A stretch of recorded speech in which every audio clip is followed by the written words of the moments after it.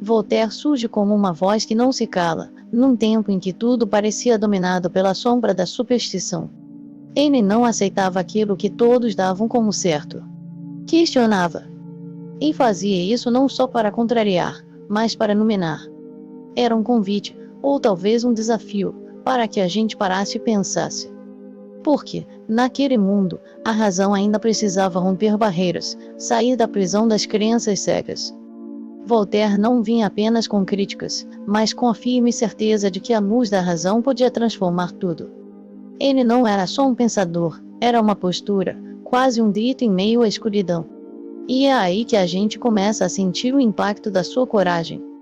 Desmontar dogmas, abrir espaço para o questionamento, era muito mais do que um ato intelectual, era um ato de liberdade. É fácil imaginar o peso disso, porque falar de razão naquela época era quase um ato de rebeldia. E Voltaire abraçou essa rebeldia com uma espécie de paixão. Não para ser diferente por ser diferente, mas para mostrar que um mundo mais iluminado é possível. E assim, ele entra para a história. Não apenas como um nome, mas como símbolo daquela vontade de pensar, de duvidar, de buscar luz em meio a tanta escuridão. Voltaire nasceu em 1694, numa França fechada em suas próprias certezas, onde pensar diferente era, quase sempre, um risco. Ele cresceu nesse ambiente pesado, onde a repressão intelectual não deixava muito espaço para quem ousasse questionar. Mas foi justamente essa falta de liberdade que fez dele um crítico tão aguçado. Ele não se calou diante das injustiças sociais, nem tampouco diante do peso sufocante da religião institucionalizada. A sua força estava nessa coragem de enfrentar o sistema, de apontar contradições que muita gente preferia ignorar.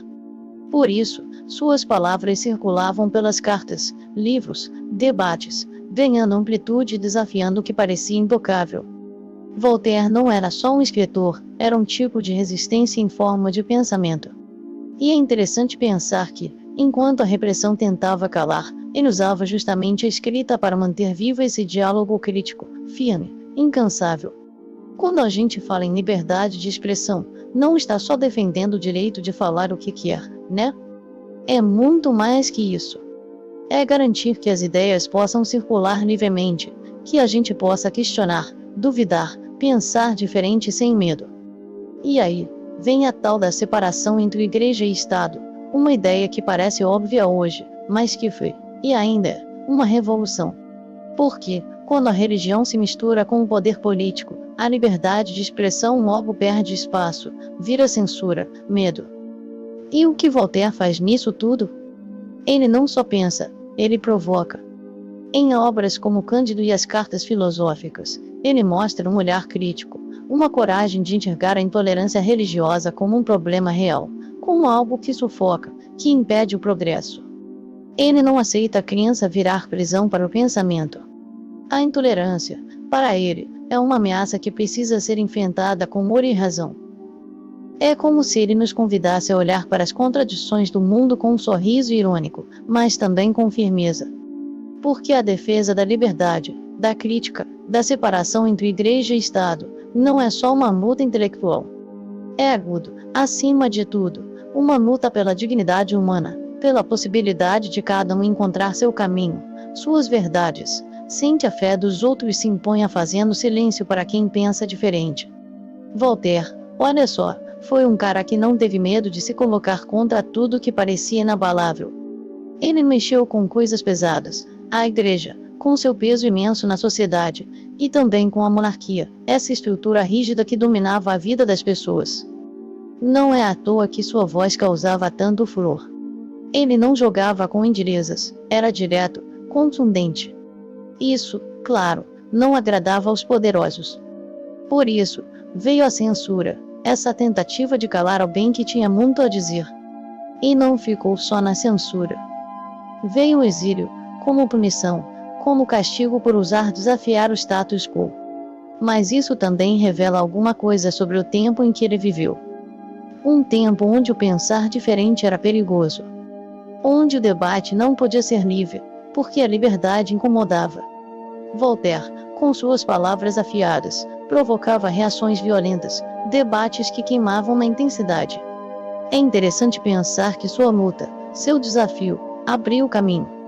Mesmo que ele tenha sofrido, ficou claro que as ideias, bem lançadas, tinham poder de mexer com o mundo. Voltaire não foi só um contestador, foi um agente de transformação. E essa tensão entre o velho e o novo, o oficial e o questionador, está no cerne das controvérsias que ele enfrentou. Pensar na coragem que ele teve faz a gente refletir. Será que hoje, em outros contextos, temos tanta disposição para enfrentar as estruturas que nos cercam? Talvez valha a pena lembrar de Voltaire quando a censura e o medo insistem em querer calar vozes que incomodam.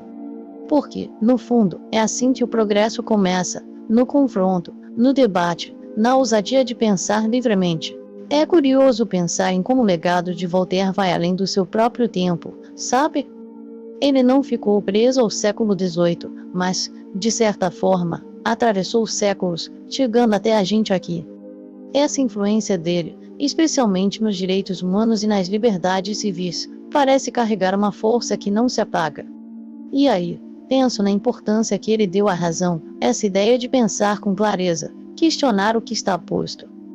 Voltando a olhar para a crítica do poder, Voltaire nos trouxe essa coragem de não aceitar as coisas simplesmente porque sempre foram assim. E essa coragem permanece pulsante, viva, é como se ele tivesse plantado uma semente que continua crescendo e mexendo com a cabeça das pessoas. É como se, hoje, quando lutamos por direitos e liberdade, estivéssemos, de algum jeito, seguindo um caminho que ele ajudou a abrir. E isso não é pouca coisa. Não é só filosofia em livro. É um impulso que toca o que é mais essencial na vida em sociedade. A razão, a crítica, o questionar viram ferramentas fundamentais para a gente continuar construindo um mundo melhor. E Voltaire ele é ali, no pano de fundo dessa jornada, lembrando que pensar, sempre pensar, é o começo de tudo. Voltaire nos lembra que buscar a verdade não é fácil. É preciso coragem, uma coragem que desafia costumes, que desafia o que está arraigado. Viver num mundo cheio de dogmas, isso a gente sabe bem, é viver numa sombra que tenta esconder a luz da razão. E ele, com sua voz firme, quase um grito seco, insiste na liberdade. Mas não uma liberdade qualquer. Uma liberdade que nasce do pensamento crítico, da dúvida constante, da recusa em aceitar o que vem pronto, sem questionar. É uma busca que não termina, e talvez nem devesse. Porque é no caminho, na luta diária, que a verdade vai se revelando aos poucos. Voltar a olhar para isso é entender que justiça e verdade não são presentes dados, mas conquistas difíceis, que pedem coragem. Pedir coragem para pensar, para duvidar, para ser livre. No fundo, a lição é essa: ser corajoso diante do mundo, mesmo quando ele insiste em ser cego. Assim, a voz de Voltaire não fica só no passado. Ela ressoa ainda, dentro de cada um que insiste em buscar, inquieto, a sua própria verdade. Questionar é um ato de resistência. Junte-se, deixe um like. Consciência se constrói em conjunto. Resistência urbana.